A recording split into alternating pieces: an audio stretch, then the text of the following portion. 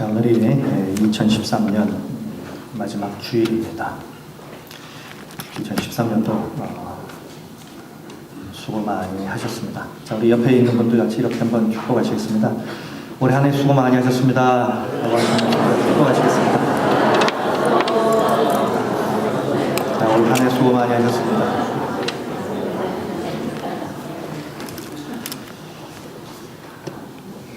늘 마지막이라고 하는 것은 우리에게 뭔가 숙연한 마음을 주지 않나 싶습니다. 여러 가지 복잡한 생각들이 들죠. 회한도 들고 또 그 앞으로에 있는 또 시간들에 대한 기대감도 우리에게 아마 있을 것입니다. 그 순간이 바로 지금 오늘 이 자리, 이 시간이 아닐까 싶습니다. 그래서 오늘 이 시간 저는 여러분들과 함께 수천 년 전의 고도죠. 부엘세바에서 이제 과거를 마무리하면서 미래로 새롭게 출발한 한 믿음의 선배를 우리가 좀 만나보기를 원합니다. 이 부엘세바라고 하는 곳은 예루살렘 남쪽에 네게부라고 하는 사막이 있는데요. 이 팔레스타인 땅은 정말 조그맣습니다. 강원도만한 고만한 땅덩어리인데 그 안에는 어떻게 보면 거의 대부분의 지형이 다 있다라고 봐도 과언이 아닐 것입니다. 비옥한 곳도 있고 광야도 있고 사막도 있습니다. 이 부엘세바는 바로 이 네게부 사막 한가운데 있는 곳입니다. 그래서 보통 낮에는 섭씨 40도 50도 이상 올라가는 바로 그런 곳. 지금으로 말하면 이스라엘에서 네 번째로 큰 도시 한 20여만 명이 사는 그러한 도시가 지금 이 부엘세바라고 하는 곳입니다. 자, 오늘 본문에 이 부엘세바라고 하는 곳이 지금 나오는데요. 1절에 보면서 이렇게 기록을 하고 있습니다. 이스라엘이 모든 소유를 이끌고 떠나 부엘세바에 이르러 그의 아버지 이삭의 하나님께 희생 제사를 드립니다. 자, 여기 이스라엘은 우리가 아시다시피 야곱의 바뀐 이름이겠죠. 자, 1절은 지금 야곱이 부엘세바에서 하나님께 제사를 드렸다. 자, 이렇게 말씀을 하고 있습니다. 야곱이라는 사람 평상시에 하나님 앞에 늘 예배를 드렸습니다. 그런데 오늘 이 대목에서 그가 제사를 하나님 앞에 드렸다라고 하는 것을 지금 특별히 언급하고 있습니다. 그 이유는 지금 이 야곱이 부엘세바에서 하나님 앞에 드린 이 제사는 이 야곱의 생애에 있어서 매우 특별한 그리고 매우 중요한 그러한 의미를 가지고 있는 그러한 제사였기 때문에 그렇습니다. 지금 야곱이 부엘세바에 올라와서 하나님 앞에 제사를 드리는 바로 이 순간은 그의 인생에 있어서 대단히 중요한 전환점이었습니다. 이때 당시 그의 나이는 130세였습니다. 이제 모든 소망이 다 끊어진 그때입니다. 하나님께서 부르시는 그날만 손꼽아 기다리는 바로 그때입니다. 이 정도 되면 그 어떤 마음의 기쁨이라든지 어떤 감정의 이런 어떤 높낮이가 거의 없는 그런 때가 돼버립니다. 좋은 것을 봐도 좋은지 나쁜지 감정의 기복이 그렇게 없는 그런 때예요. 게다가 이 야곱이라고 하는 사람의 인생을 가만히 놓고 보면 사실 마음은 이미 죽은 사람이나 다름없는 사람이 바로 이 야곱이었습니다. 그 이유는 그가 많은 자녀들 가운데 제일 사랑했던 바로 이 요셉 때문이죠. 요셉이 22년 전에 행방불명이 된 겁니다. 다른 자식들이 요셉의 옷을 가져오죠. 그 옷에는 피가 묻어 있어요. 형들의 계략이죠. 그런데 아버지는 제일 사랑했던 이 요셉이 맹수에 물려 죽은 줄 알았어요. 자, 그 이후로 야곱의 삶에는 낙이 없어져 버린 겁니다.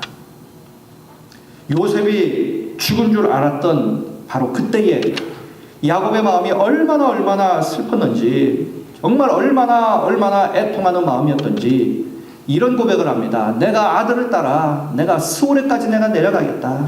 다시 말씀드리면 내가 내 자식 따라 나 죽고 싶다 이 말이죠. 그런 세월을 보냈던 사람이 바로 이 야곱이었습니다. 그렇게 살다가 이제 130세까지 온 거예요. 그런데 정말 믿기지 않는 어떤 일들이 일어났습니다. 한 소식이 전해졌어요. 그것은 죽은 줄만 알았던, 그래서 22년 동안 그 애통함 속에서 살았던 바로 이 삶 속에 요셉이 살아있다는 소식이 들린 거예요. 그것도 애굽의 총리가 되어 있다는 것이에요. 그 소식을 전해준 사람은 다른 자식들이었어요. 가나안의 흉년이 들자 아버지가 자식들을 시켜서 애굽에서 곡식을 좀 구해오도록 했습니다.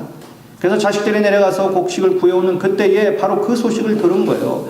요셉이 살아있고, 그리고 그 요셉이 애굽의 총리가 되어 있다는 사실이에요. 자, 더구나 이런 모든 사실들 다 알고 난 다음에 요셉이 아버지를 모셔오라고 하죠. 그러면서 수레를 보냅니다. 멋진 수레를 보내요. 고관 대작들만 타는 그 수레가 온 거예요. 그 수레를 보면서 이 야곱이 이게 도대체 꿈인지 생시인지 했을 거예요. 감회가 새로웠을 것입니다. 그리고 그는 온 가족들을 다 데리고 애굽에 가서 그렇게 사랑하는 그 요셉 만나고 흉년을 피해볼 생각이었겠죠. 그리고 그는 이제 가나안을 떠나서 한 번도 가본 적이 없는 이제 애굽으로 내려갑니다. 할아버지 때부터 살았던 그곳으로 이제 떠나려는 순간이에요. 그리고 한 번도 가보지 않은 그 미지의 세계를 향하여 출발하려고 하는 그 순간입니다. 두렵기도 하지만 설렘도 있어요. 그 순간에 야곱이 선택한 것이 있었습니다. 그것은 바로 예배였어요. 야곱의 인생에 정말 중요한 분기점입니다. 암울한 과거를 다 이제 청산하고 이제 새로운 기대를 가지고 소망을 가지고 새 출발하는 바로 그 분기점, 그곳이 브엘세바였어요. 그리고 그곳에서 그가 선택한 것은 예배였습니다. 모름지기 우리 그리스도인들에게 있어서 인생에 정말 중요한 전환점을 맞이하고 정말 중요한 일이 있을 때마다 우리가 꼭 해야 하는 것이 있어요. 최우선적으로 해야 하는 것이 있습니다. 그것이 바로 예배예요. 하나님께 나와서 하나님께 묻고 하나님의 도우심을 구하고 하나님의 인도하심을 소망하는 거예요. 이것이 정말 우리에게 필요하다는 거죠. 지금 야곱이 그걸 하고 있는 겁니다. 자, 그렇다면 왜 야곱은 자기가 살던 곳에 그곳에서 하나님 앞에 예배를 드리지 아니하고 굳이 브엘세바로 와서 거기에서 하나님 앞에 예배를 드렸느냐 하는 거예요.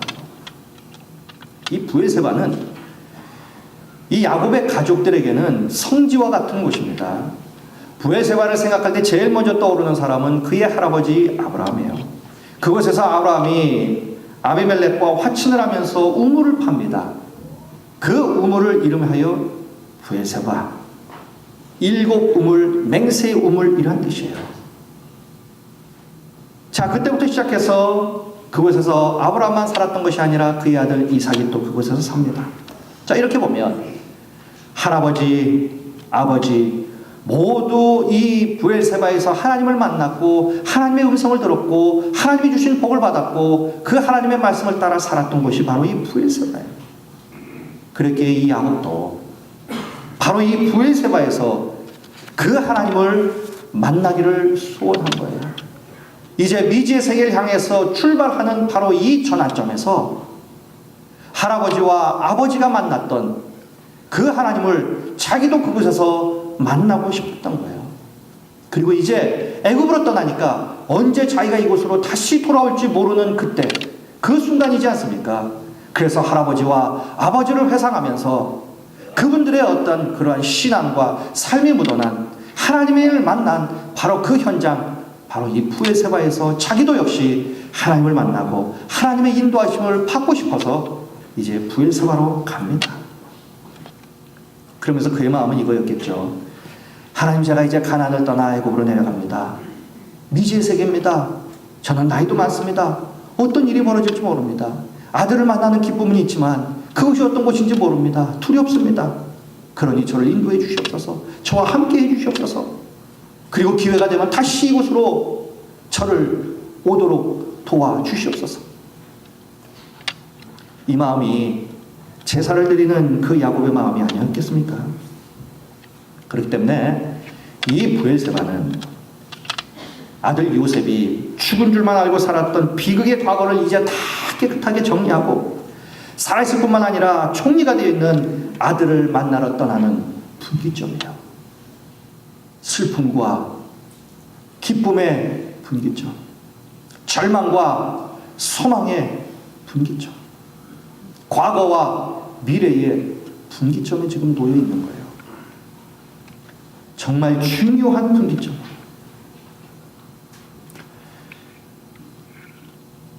그렇다면 오늘 이 시간 우리도 야곱처럼 우리도 지금 브엘세바에 서 있다라고 생각을 합니다.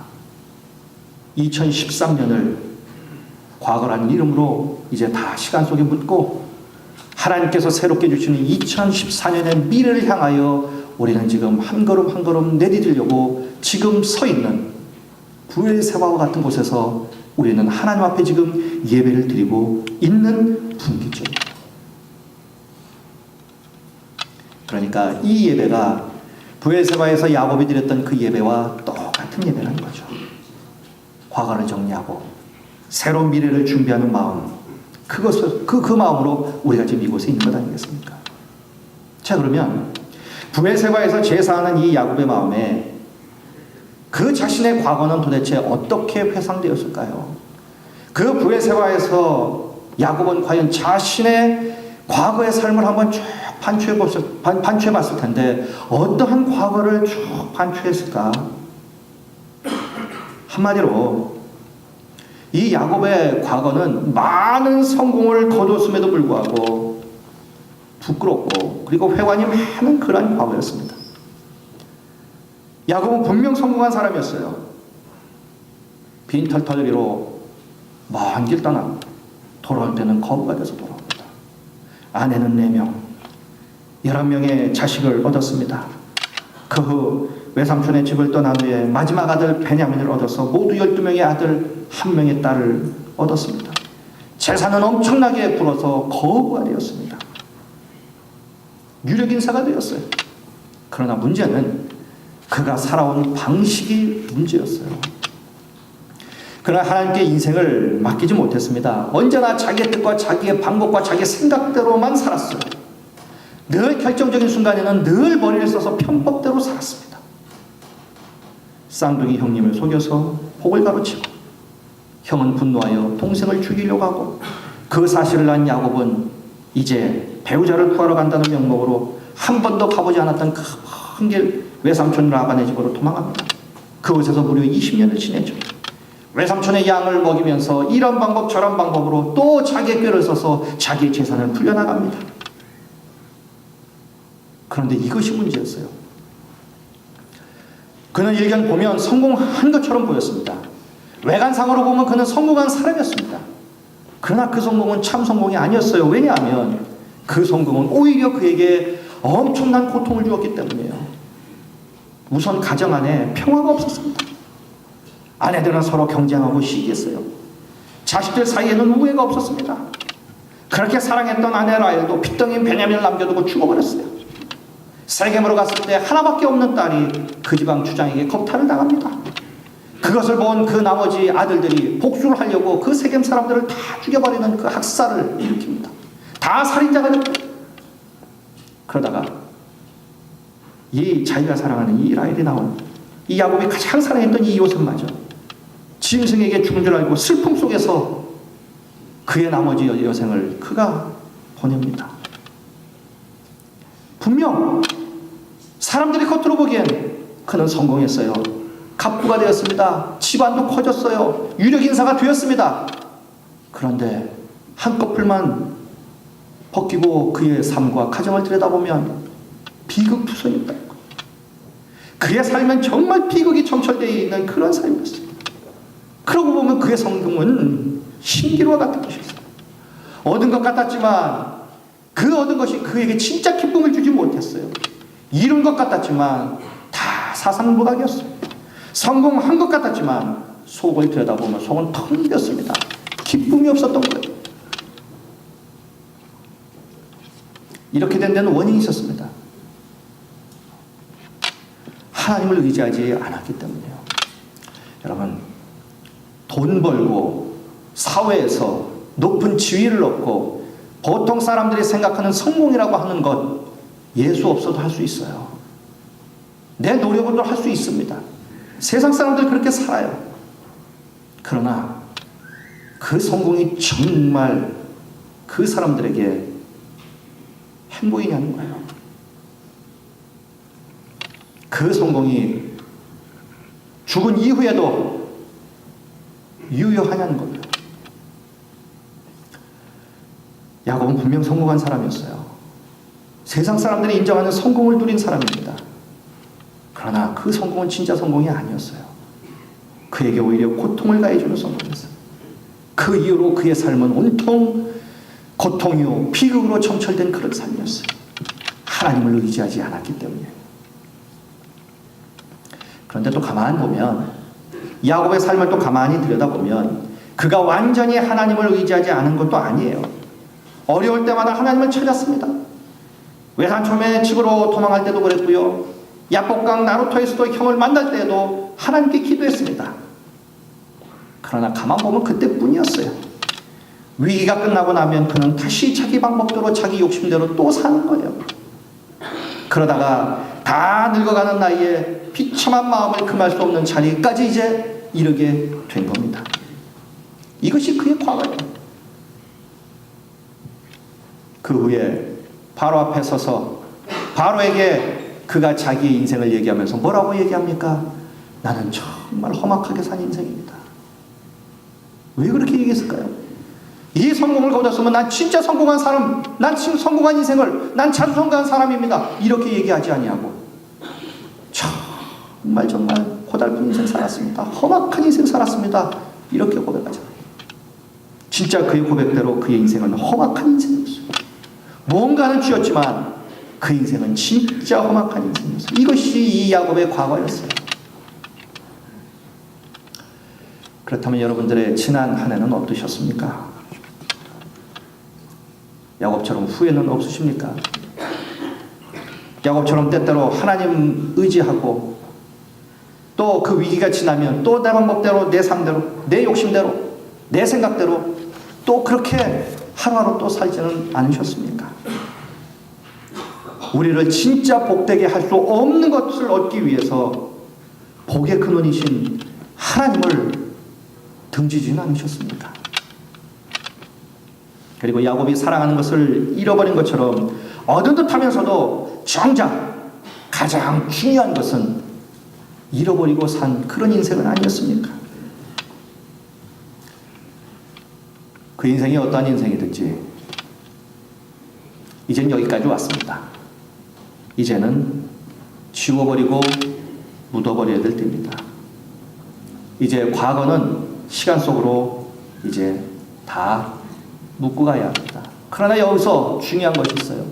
이러한 분기점에서 우리에게 중요한 것이 있습니다. 그것은 바로 과거를 답습해서는 안 된다는 거예요.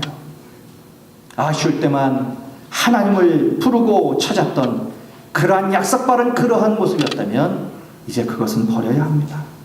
그리고 이제 새롭게 변화된 우리의 영혼력으로, 우리의 삶으로, 우리의 새로운 마음으로, 우리의 신앙으로 이제 새롭게 주실 2014년을 우리는 맞이해야 한다는 거죠.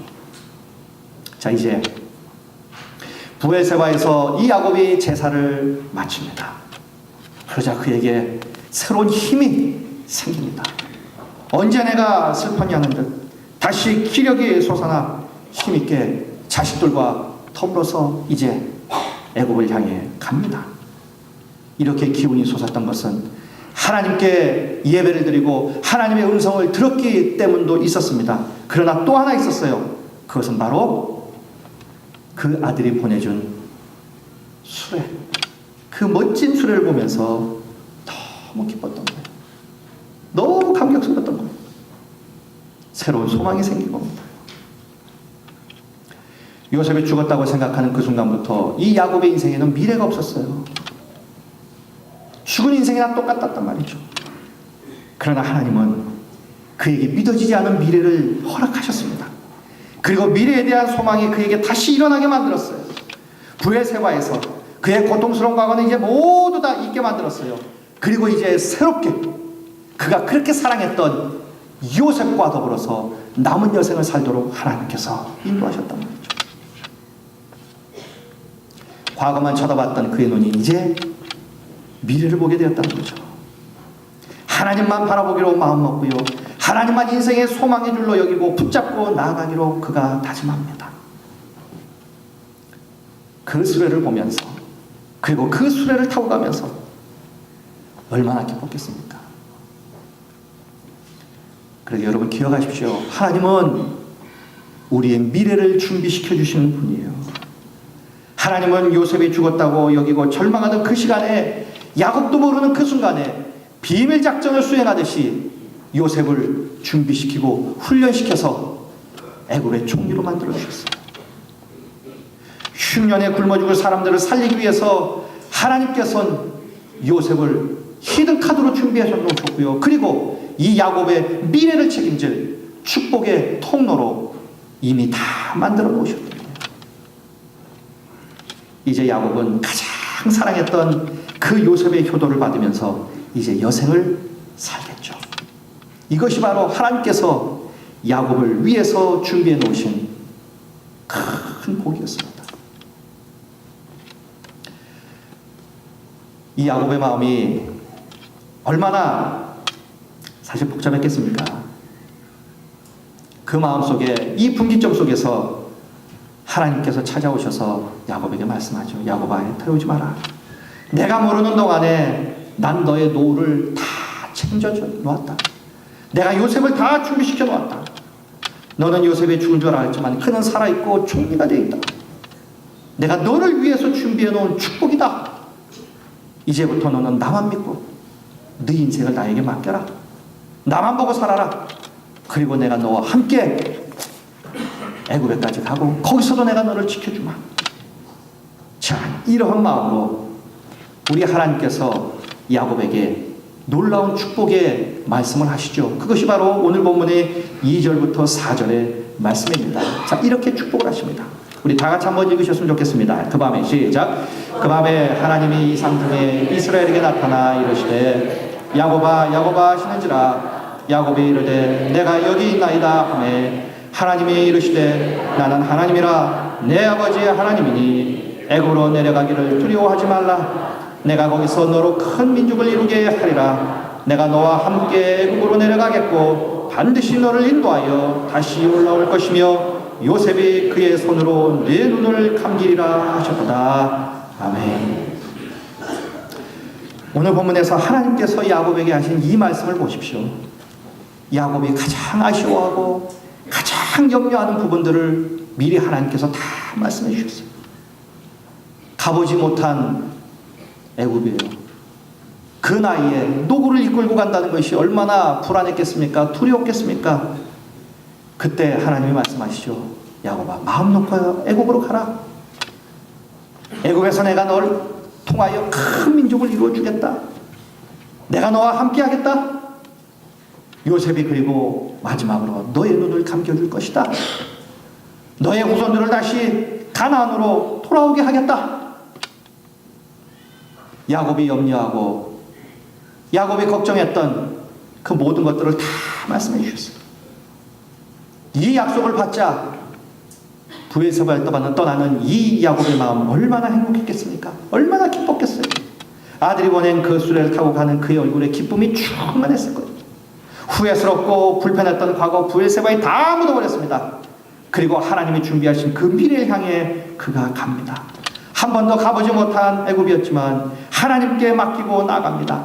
하나님께서 준비하신 그 미래를 설레는 마음으로, 기쁨을 가지고 감격하면서 기대하는 마음으로 나갑니다. 얼마나 기쁘겠어요.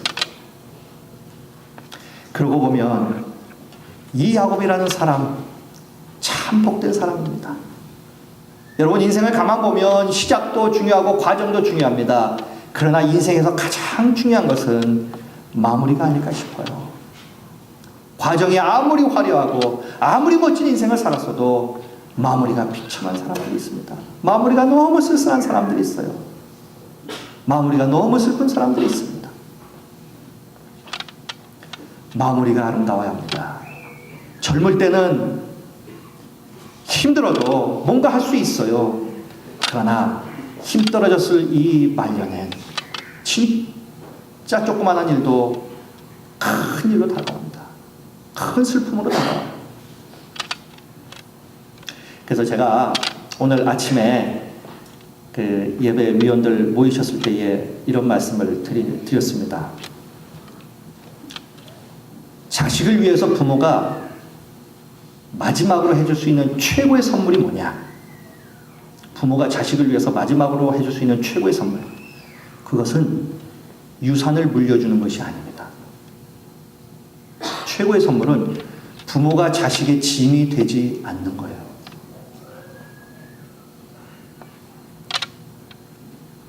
뭐 어떤 여론조사에서 그랬다며요. 성별, 남자를 원하냐 여자를 원하냐 할 때 여자를 더 원한답니다. 지금은 자식을. 그럴 수밖에 없겠죠. 계산적으로 따져봐도요, 아들을 장가 보내는 것이 딸 시집 보내는 것보다 돈이 3배 이상 듭니다. 3배 이상 듭니다. 그렇다고 아들이 진짜 효자여서 우리 다 책임져 줄 거라고 생각하느냐? 여우를 만나면 끝납니다. 끝나요. 내 아들이 뭐여도 여우를 만나면 그저 그림의 떡이 되어버리는 거예요. 그래서 요즘은 아들이 아니라 딸을 더 원한답니다. 전화 한 통을 해도 딸이 한다는 거죠. 그래서 마지막 부모가 자식에게 줄 수 있는 선물은 유산이 아니라 우리가 짐이 되지 않는 거예요. 그럼 짐이 안 되려면 어떻게 해야 됩니까? 유산 주지 마시고 그거 가지고 두 분이 잘 사시는 거예요. 짐 되지 말고 마지막까지 쓰다가 남는 것이 있으면 지 거겠죠. 지들 겁니다. 알아서 가져갑니다. 그러니까 뭐 주려고 생각하지 마세요. 줘봐야 오히려 우리가 또 짐인 거예요. 그러니까 남은 여생 뭐 있으시면 두 분이 멋지게 사시고요. 쓰시다가 남은 거 있으면 지들이 알아서 챙겨가니까 걱정하지 마십시오. 난 집 한 채밖에 없다. 그러면 모기지론으로 해서요. 그렇게 쓰시다 가세요. 나머지 있으면 또 자식이 가져가겠죠. 짐이 안 되는 것이 마지막 자식에게 줄 수 있는 최고의 선물입니다. 이 야곱을 보면서 그의 인생은 정말 파란만장했고 험악했고 정말 성공한 것 같았지만 점철이 정말 비극이요 아픔이 그의 삶의 알알이 박힌 그런 아픔 많은 삶이었어요. 그러나 하나님께서 마지막 그에게 큰 축복을 주십니다. 요셉을 준비시켜 놓으셔서 마지막 축복으로 편하게 그 가장 사랑했던 그 아들이 그의 눈을 감겨줄 수 있는 그 축복을 그 야곱이 누리는 거예요. 사랑하는 성도 여러분, 우리의 말년이 정말 이렇게 아름다웠으면 참 좋겠습니다.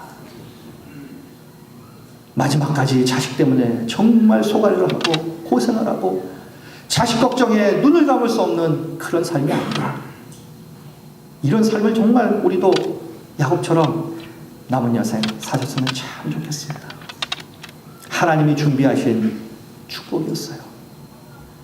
그렇게 비극이요 가슴 아프고 슬픔 속에 있었던 그 야곱의 마지막 삶을 하나님이 가장 멋지게 역전시켜 주신 거예요. 정말 좋으신 하나님이죠. 이 마음을 가지고 지금 부의 생활을 지금 그가 떠나고 있는 거예요. 오늘 이 자리가 우리에게도 부의 세바입니다. 2013년을 다 묻고 2014년 새로운 미래를 향해 갑니다.